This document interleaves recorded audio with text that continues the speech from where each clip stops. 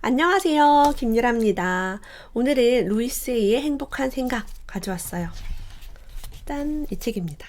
앞부분 지난번에 리뷰했고 뒷부분이에요.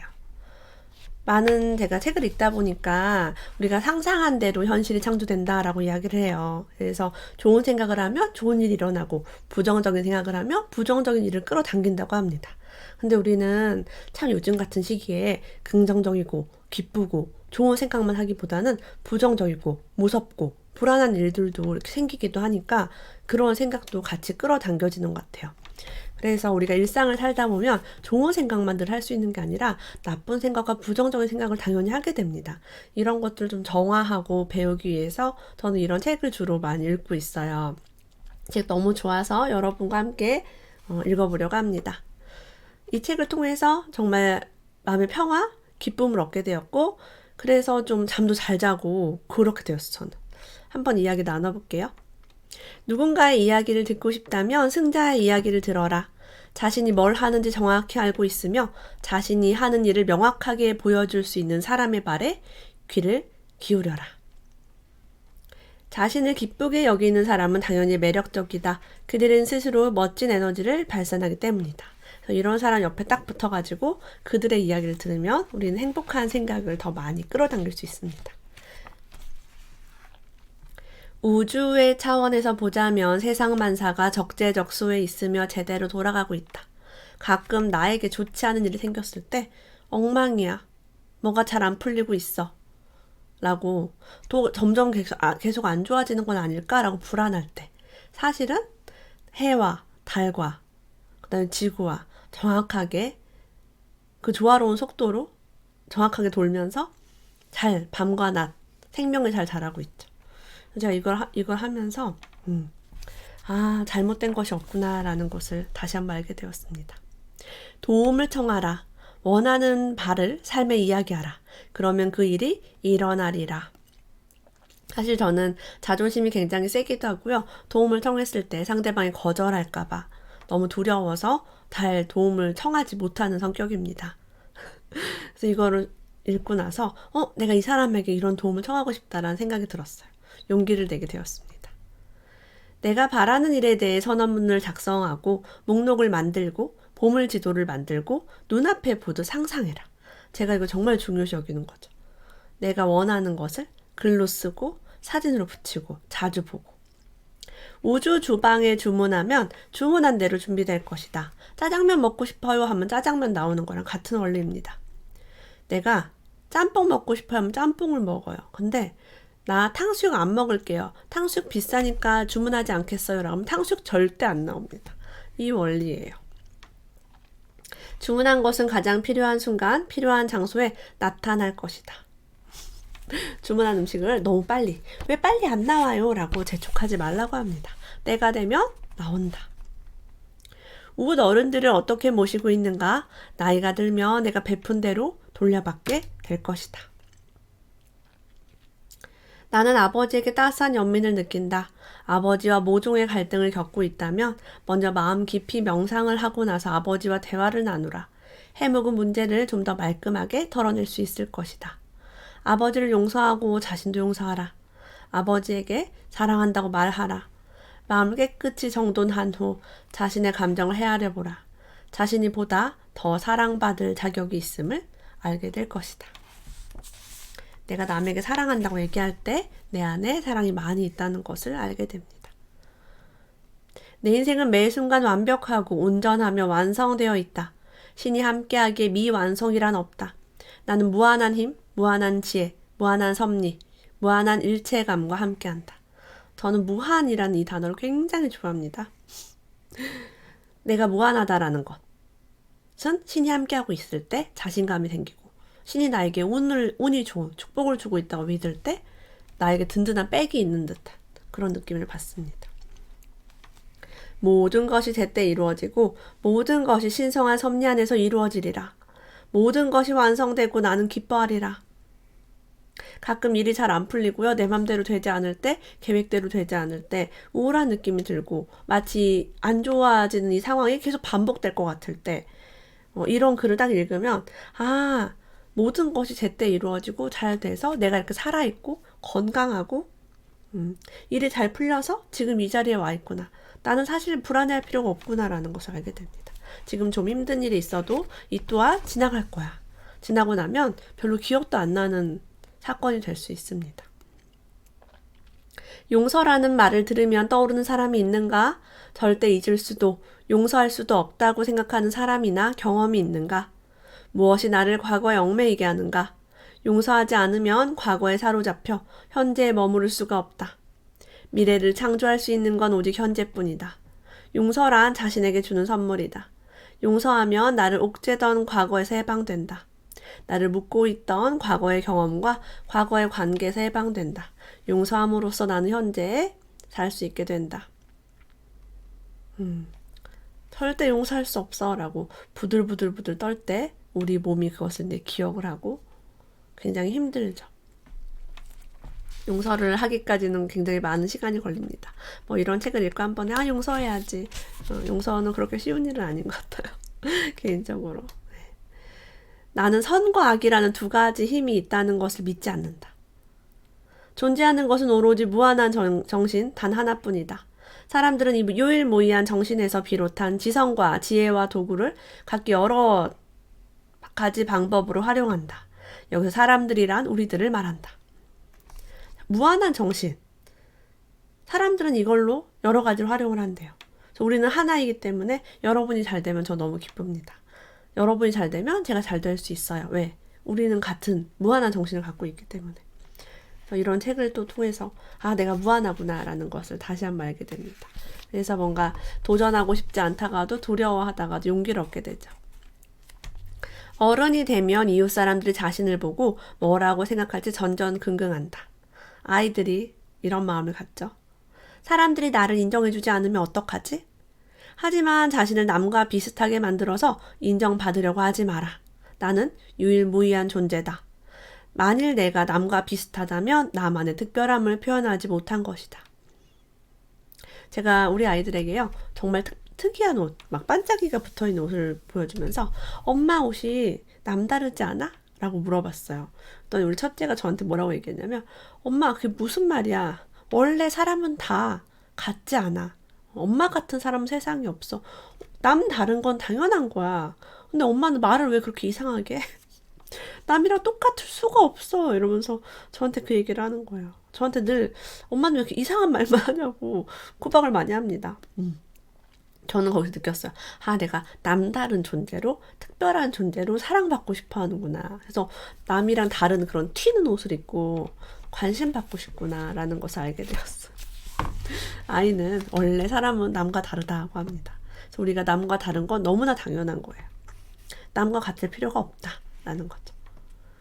해야 한다라는 말을 우리가 많이 합니다. 뭐뭐 해야 해, 뭐뭐 해야 해. 몇 시에 밥 먹어야 돼, 몇 시에 자야 돼, 숙제를 해야 돼. 이거 다 해야 합니다. 해야 한다가 우리 삶에 많을수록 우리는 고통의 삶을 살게 됩니다. 나는 스스로에게 잘못을 저지르거나 남이 잘못된 일을 하도록 만든대요. 해야 한다가 내 생각에 많을수록. 앞으로는 해야 한다라는 말 대신에 할 수 있다를 사용하세요. 할 수 있다는 말은 나에게 선택권이 있다는 것을 일깨워준다. 선택권은 곧 자유를 뜻한다. 내가 살면서 경험하는 모든 일은 내가 선택해서 이루어졌다는 것을 알아차려야 한다. 해야만 하기에 하는 일은 사실상 아무것도 없다. 모두 내가 선택했기에 이루어지는 일이다. 너무 멋지죠? 내가 선택했다. 나에게 힘이 있다. 해야 하기 때문에 어쩔 수 없이 한 게 아니라 내가 선택해서 한 거다. 나는 진리를 알고자 하며 진리가 나를 자유롭게 하리라. 성경에 나온 말이기도 하죠. 제가 정말 좋아하는 말이기도 하고요. 제가 책을 읽을 때 진리를 알고 싶어 했고 진리를 알면 내가 자유롭다는 것을 알게 됐어요. 진리를 모르고 있을 때 두렵고 무섭고 공포스럽고 사랑도 없고 돈도 없고 그런 제가 있었어요. 두려우면 여러분 아무것도 보지 못해요. 거짓을 믿어요.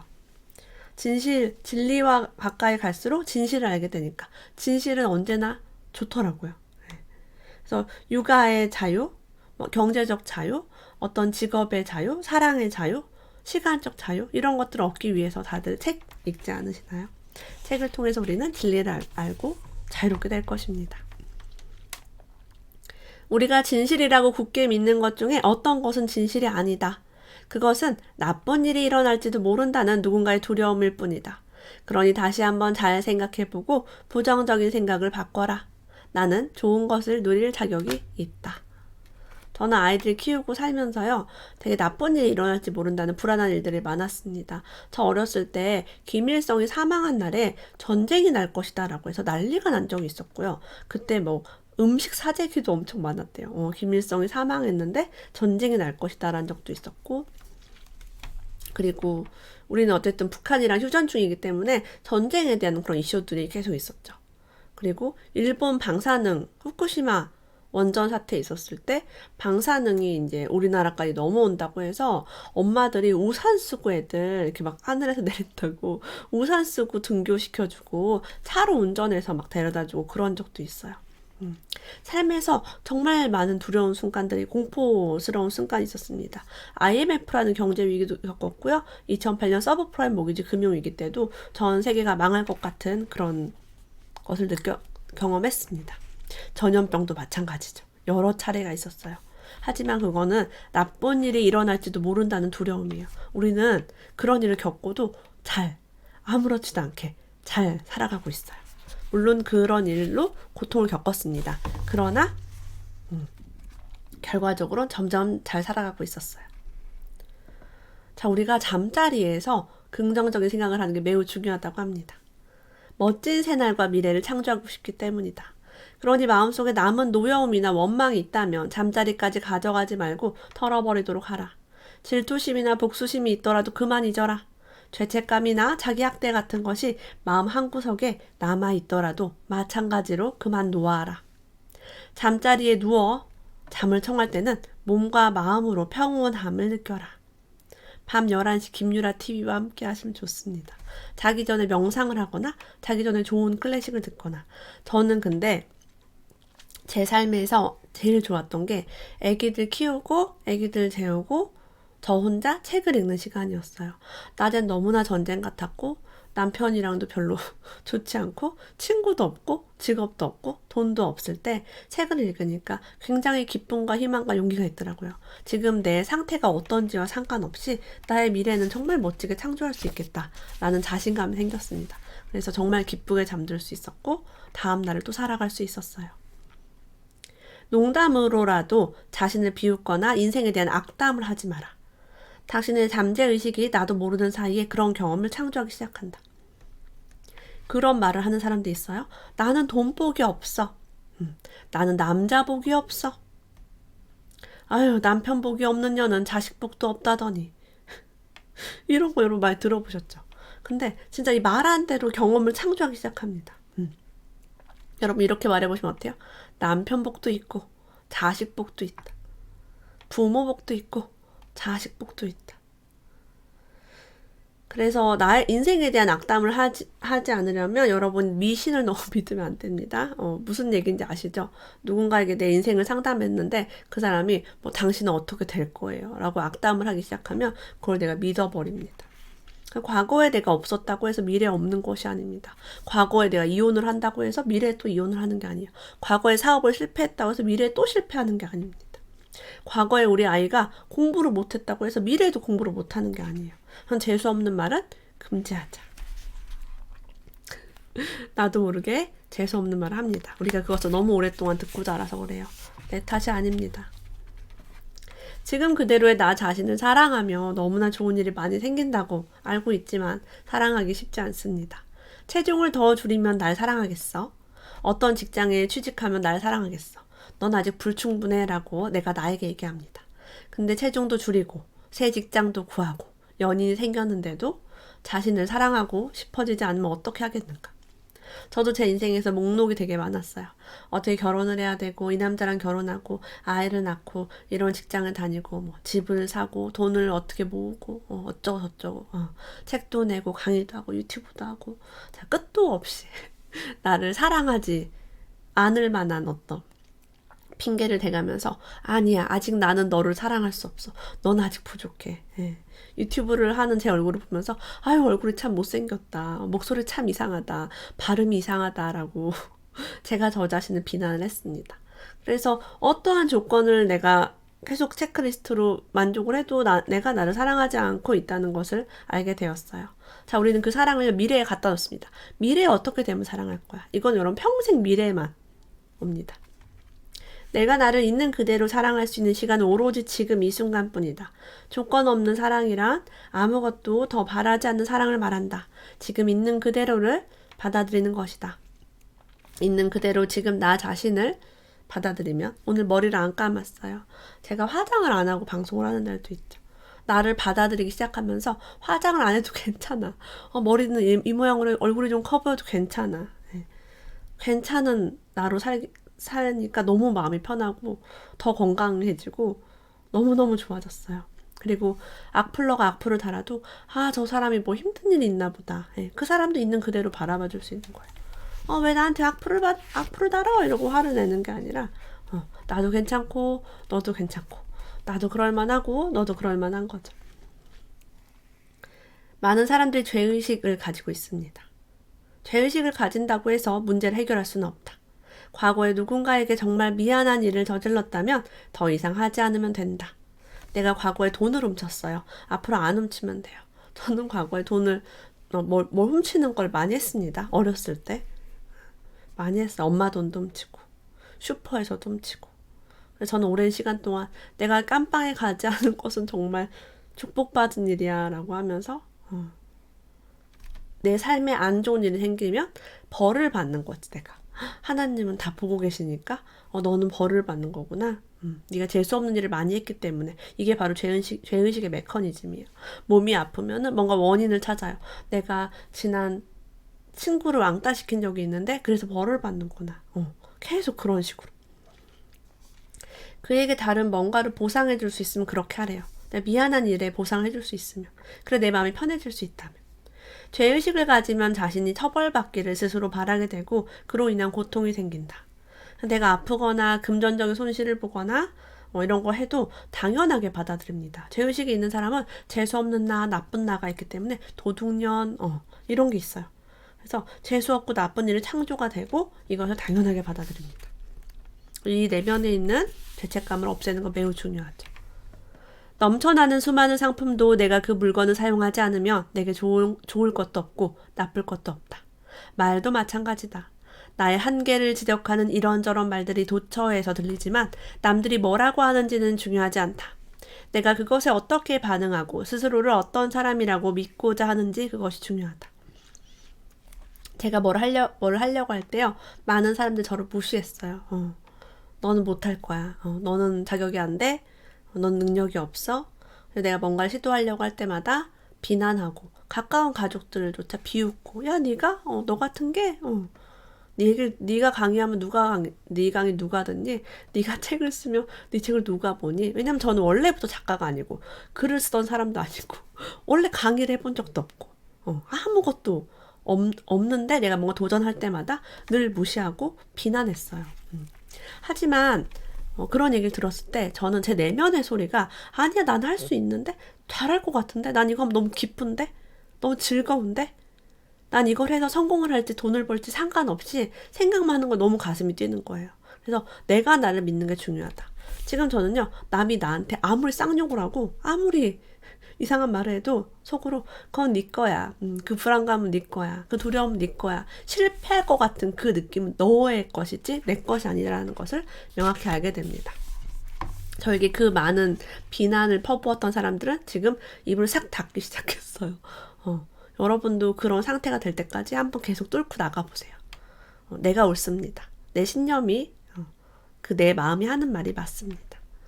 자, 우리가 집을요, 좋은 집으로 이사 가고 싶을 때, 난 여기가 싫어라고 말하지 말래요. 제가 이거 보고 너무 놀랐어요. 전 집을 정말 좋아하거든요.